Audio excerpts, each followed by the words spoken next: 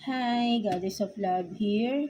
Kamusta kayo dyan, mga goddess ko? So, yeah, again, no, another reading tayo for you, all signs, no? Kamusta kayo dyan? Ang reading natin today is, ano yung hinihintay ni universe na i-confess natin, no? Ano yung hinihintay ni universe na i-confess, na aminin natin na mga kasalanan or mga kasalanan natin, para mapatawad na tayo ni universe, no? Lalo na ngayon yung panahon na eto na naman, no, nagsa-sacrifice na naman sa atin si Jesus Christ, no?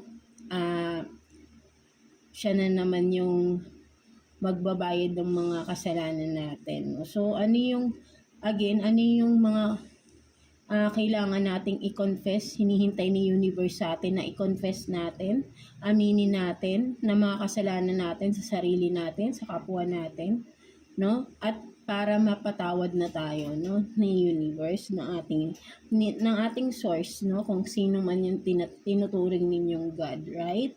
Ng mga goddesses ko. So yeah. So let's start with mga Leo natin, no? So let's see ano yung dapat mong i-confess, no? Aminin na pagkakamali mo na hinihintay na rin ni universe sa'yo na aminin mo, no, mga Leo natin, no? So let's see. Kuha tayo ng 4 cards for you, Leo. Let's see. 4 cards for Leo, please. 4 cards for Leo. Tingnan natin.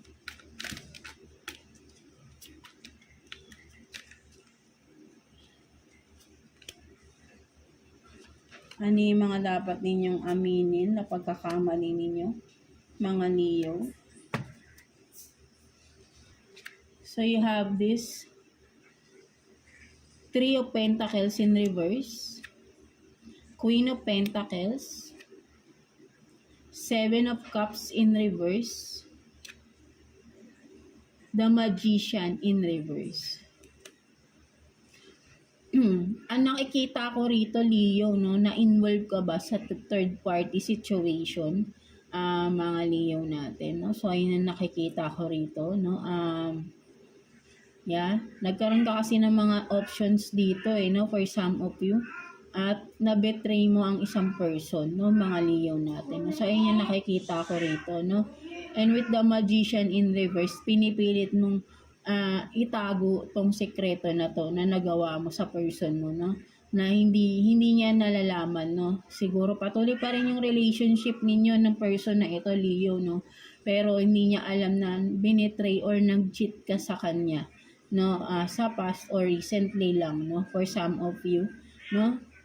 Meron kang options, no, marami kang options dito, no, nakikita ko rito, Leo natin, no.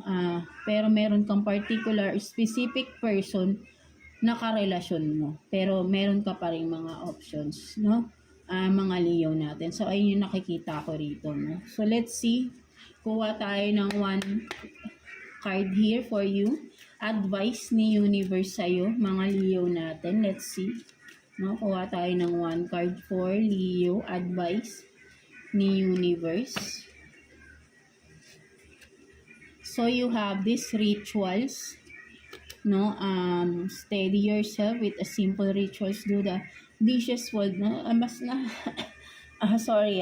So nakikita ko, no, rituals, no, may kinalaman talaga sa the Magician in reverse, no, pilit mong tinatago, no, minamanipula mo yung person mo, no, mga Leo, para hindi niya nalalaman yung ginagawa mo, no, something like that, no? But then alam mo, darating din yung time malalaman din to ng person mo.